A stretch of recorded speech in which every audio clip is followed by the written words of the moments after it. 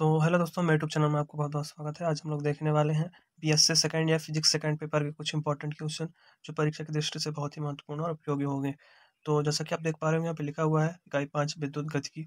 और बता दें कि अगर आप मध्य प्रदेश में किसी भी यूनिवर्सिटी में पढ़ते हैं, किसी भी कॉलेज में पढ़ते हैं, तो ये प्रश्नों का संग्रह आपके लिए उतना ही महत्वपूर्ण होगा, चाहे आप किसी भी विश्वविद्यालय से हों। तो पहला प्रश्न है लघु उत्तरीय प्रश्न में। प्रश्न क्रमांक 1, चुंबकीय फ्लक्स की परिभाषा दीजिए, इसका मात्रक तथा विमेय सूत्र लिखिए। ये कुछ प्रश्न हैं जो 2 नंबर में या 1 नंबर में कभी-कभी पूछ लिए जाते हैं, तो इनको तैयार कर लीजिए। छोटे-छोटे प्रश्न हैं।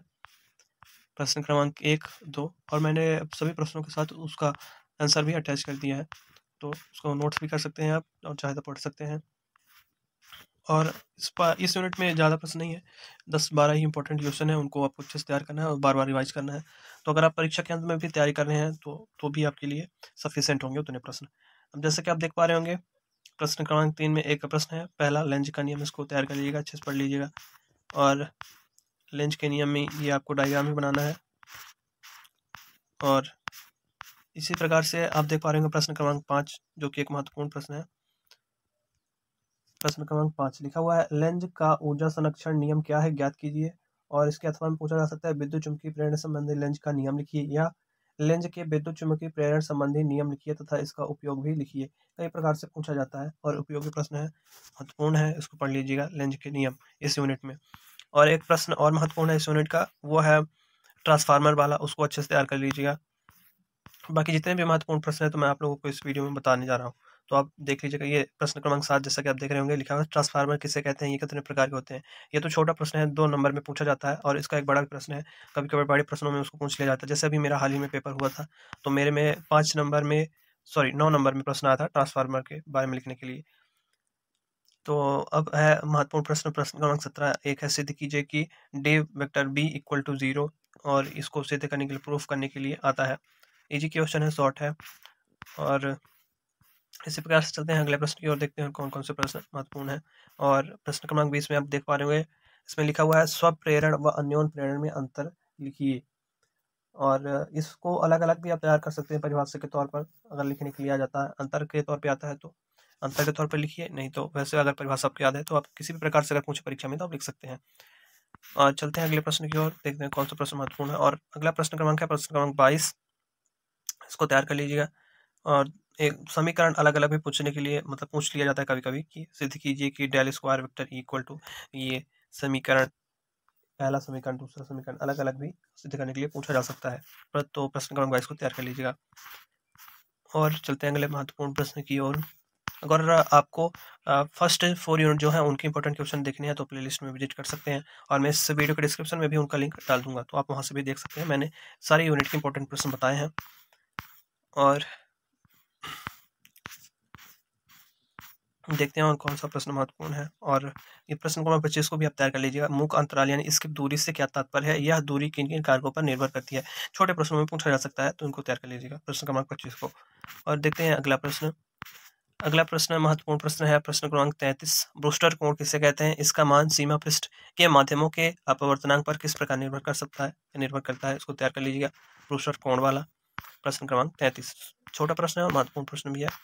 अब देखते हैं अगला महत्वपूर्ण प्रश्न, प्रश्न क्रमांक 1, दीर्घोत्तरी का। विद्युत चुंबकीय क्षेत्र में ऊर्जा फ्लक्स के प्रवाह की दर के लिए व्यंजक की स्थापना कीजिए। या अथवा में पूछ लिया जाता है कभी कभी कि पॉइंटिंग वेक्टर क्या है, इसका महत्व समझाइए, या पॉइंटिंग सदिश पर टिप्पणी लिखिए। कई प्रकार से पूछा जाता है ये प्रश्न। तो प्रश्न क्रमांक 1 देखिए कितने प्रकार से ये पूछा जाता है। प्रश्न क्रमांक 1, इसको अच्छे से तैयार कर लीजिएगा। और इसका मैंने आंसर भी अटैच कर दिया है, पूरा उसी का आंसर है प्रश्न क्रमांक 1 का ही, जैसा कि आप देख रहे होंगे, ये उसी का हल है। थोड़ा बड़ा प्रश्न जरूर है और महत्वपूर्ण है, आता है, तो इसको तैयार कर लीजिएगा। पॉइंटिंग वेक्टर की सीमाएं। और फिर चलते हैं अगले प्रश्न की ओर। प्रश्न क्रमांक 2 है, ट्रांसफार्मर में ऊर्जा क्षय को समझाइए। ट्रांसफार्मर में ऊर्जा क्षय, जिसमें पहला है ताम्र हानि, शैथिल्य हानि, फिर उसके बाद लौह हानि, कई प्रकार की होती है ट्रांसफार्मर में, इसको तैयार कर लीजिएगा। ट्रांसफार्मर की दक्षता। और ये रहा वो महत्वपूर्ण प्रश्न जिसकी मैं बात कर रहा था स्टार्टिंग में, ट्रांसफार्मर की संरचना, कार्यप्रणाली, सिद्धांत तथा उपयोग लिखिए। यह प्रश्न मेरी परीक्षा में आया था, जो मेरी परीक्षा भी हाल ही में हुई है, तो बड़े प्रश्नों में यह प्रश्न पूछा गया था। और अथवा में करके पूछ सकता है ट्रांसफार्मर की संरचना तथा कार्यविधि समझाइए। इसमें ऊर्जा हानि किन किन कारकों पर निर्भर करती है, अभी मैंने ऊपर बताया, तो वही वाला प्रश्न है। और इसके बाद पूछ लिया जाता है ट्रांसफार्मर पर संक्षिप्त टिप्पणी लिखिए। इसमें 2 डायग्राम भी है, तो डायग्राम भी बनाना सीख लीजिएगा, जिससे अच्छा नंबर मिलेगा, अच्छा इम्पैक्ट पड़ेगा क्वेश्चन आंसर में। तो ये तैयार कर लीजिएगा। और ये प्रश्न भी थोड़ा बड़ा है, तो अपने हिसाब से आप इसको सॉर्ट कर लीजिएगा, थोड़ा तो इंपॉर्टेंट चीज़ें अलग कर लीजिएगा याद करने के लिए।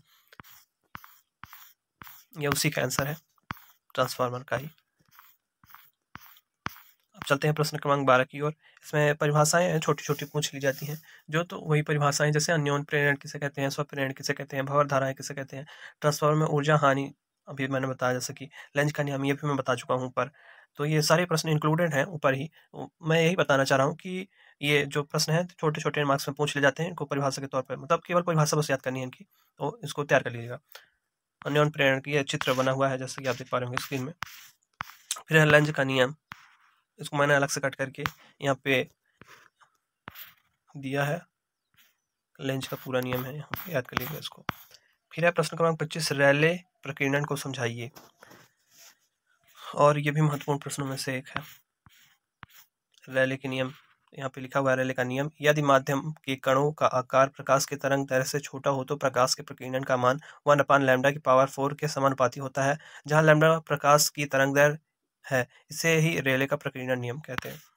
तो यही छोटा सा नियम है, इसको तैयार कर लीजिएगा।